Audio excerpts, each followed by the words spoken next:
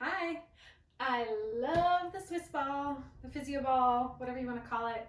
It is so versatile. Today we're going to use it for about a 10-minute kind of moderate intensity, mostly standing workout. So let's get going. You're going to start in parallel with your feet about hip distance. Squeeze the ball and push it forward. Take a squat, stand up and reach up. Push forward and up. As you reach up, reach in front of you. So slightly in front, like you're trying to put that ball on a high shelf. Reach forward, reach up. Hips back in a really nice hip hinge squat here. 4, stand up. 3, 2, 1. You're gonna step out wider, make a big figure 8 with the ball. Figure 8, let your torso follow, let your legs follow. Last one like this. Now change it to a circle. So big circle and a half. Big circle and a half. Your eyes can follow, especially goes around. Last one, around. Legs are wide, externally rotated. Push the ball to the floor and reach it forward. Floor and forward, floor. So now you're wide, like sumo squat or plie, wide and forward. 4, 3, 2, really push that ball into the floor when you go down. It's almost like a mini push-up. Step together, back to the beginning. Parallel squat and up. Squat, add a step out. As you squat, step out, together to push up. Step out. You're still parallel here. All 10 toes and kneecaps facing forward. Push down. I changed it. Bring it forward and up. There's the first version. Forward and up. Forward and up. One more time, each side. Wait even for a moment there in your squat. Step out, figure 8s. Oh, the purpose of this warm-up is full body. Get the heart rate elevated a bit. So if that's what you're feeling, excellent. One more big figure 8 here. And then circles. All the way around and a half. All the way around and a half. And a half. All the way around and a half. 2. Last one, spine stays nice and long. You're wide and externally rotated. Second position, you're sumo. You're gonna push the ball down. See, elbows are soft. It's like a little mini push up here. And then forward, down and forward, down and forward.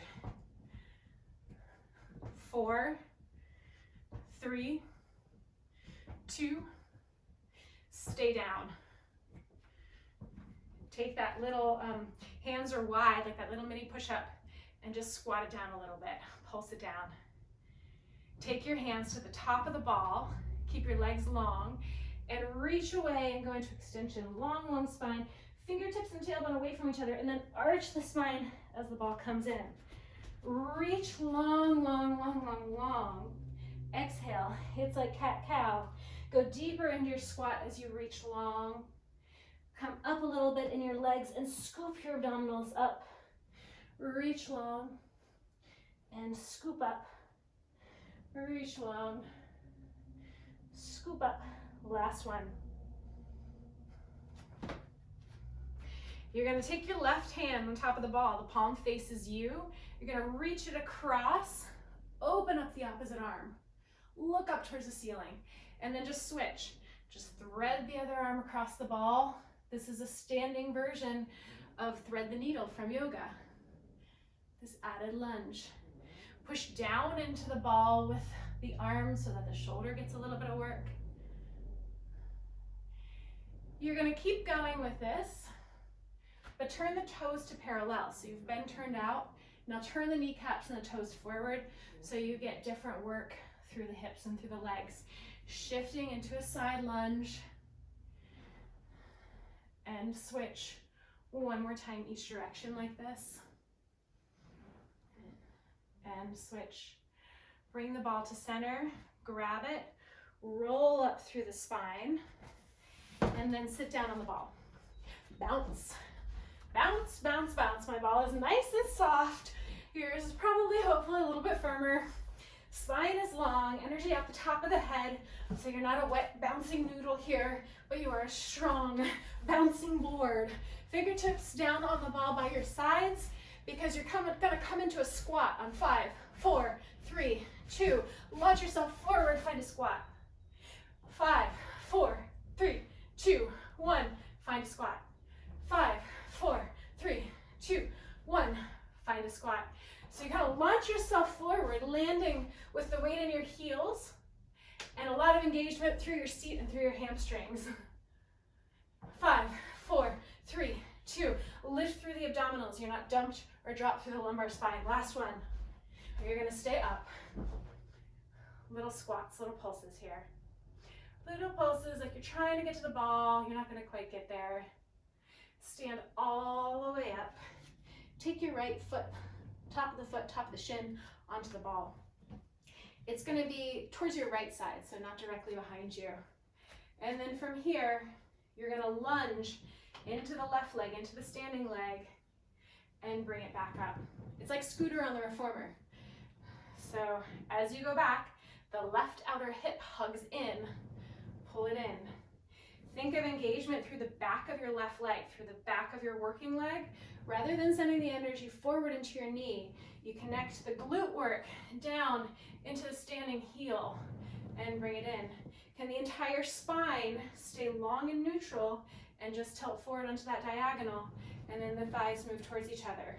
The thighs move away from each other, and then the thighs move towards each other. The thighs move away from each other, and they move towards each other.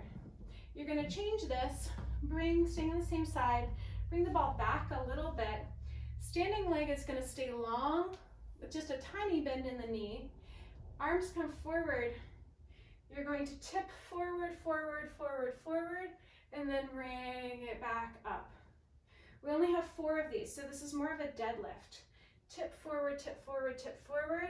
Arms can really be wherever's helpful here, which might be even just reaching towards the floor, or you might keep them by your sides, which is a little bit more challenging. I can never count while I teach, but I think that's 3. I'll try to stick to the promised 4. Switch to the other side.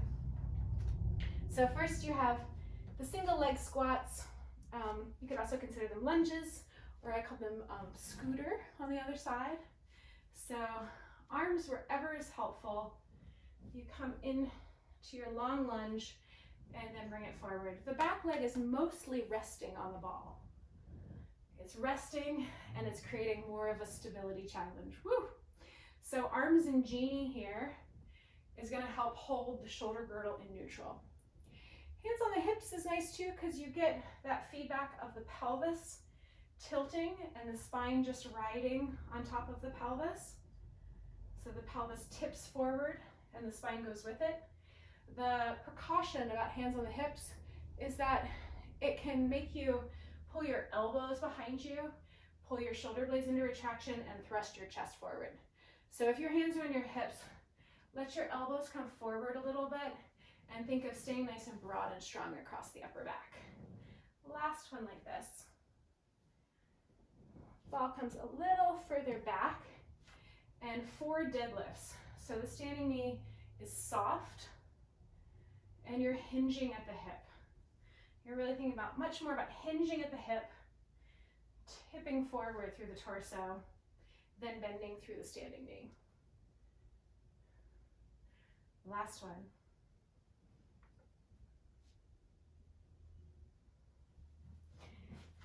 Switch it back so that now the ball is under, I'll mirror you, the ball is under your right foot. The ball's under your right foot. You're gonna let the leg go heavy on the ball and go external rotation. So your knee is wider than your heel here, and then switch it internal rotation. Then you might have to adjust the ball a little bit. Hands on the hips, again, is helpful to just check the pelvis is moderately stable. Doesn't have to be totally locked in position, but moderately stable here. Last one like this. keep the ball slightly in front of you, lengthen the leg out. So because we're in external rotation, the ball and the leg is slightly in front of our body, arms out, go away from the ball, strong, strong standing leg, away from the ball, pull it back up through strong side waist and side bend over the ball. It is absolutely a balance and stability challenge. We have 4 of these total. Spine lifts up and lengthen side, drawing back to center. This is 3. Notice if you're trying to press down through your right knee. So the right knee might be soft here. You're not pressing down, hyperextending or locking that knee. Side bend and hold and breathe here. And then switch it to the other side. See if maybe you can just catch it. So we go internal, external rather, and internal, and switching between the two. Let the leg be heavy so that the hip flexor doesn't have to overwork here, and you can, in a moderately passive way, go through your rotations. You might have to adjust the ball a little bit if it kind of gets away from you. Last one. In external rotation, lengthen the leg. Remember the leg is in front here because that's our range in external rotation. That is our range of abduction. Arms out 4 times. Side bend and lift up. Take this slow and controlled so you think of a long side bend rather than a collapse down through that bottom waistline. That's 1. We're going for 4. Remember to check in with that left knee. You're not pressing the knee down. That can just kind of happen automatically through the body as a cheat to try to find the stability. But the stability is coming from the core, from the pelvis through the shoulders, from that musculature, rather than pressing down in the knee. I might give you a bonus on this side. Stay here, breathe. Bring it up and stand up. You're done. Thank you very much. Keep an eye out. The next ball exercise will be sitting variations. And then we'll also do a mat or laying down variation with the Swiss ball. Thanks.